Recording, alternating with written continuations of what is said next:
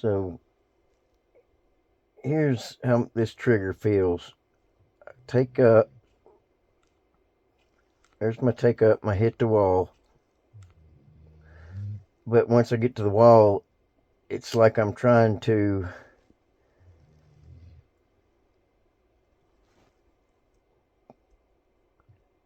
push a hammer back.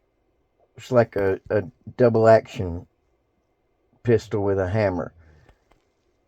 You don't hit the wall and then just get to a certain pound and get the break. It still has travel, like I'm pushing a hammer back. So that's what I was talking about. Then my reset, and then bang. It's not far, but it's far enough to where it feels different to me than a regular trigger. On my AR, there's absolutely no take up, and once I get to 3 pounds, pop, it breaks. There's no travel once you hit the wall.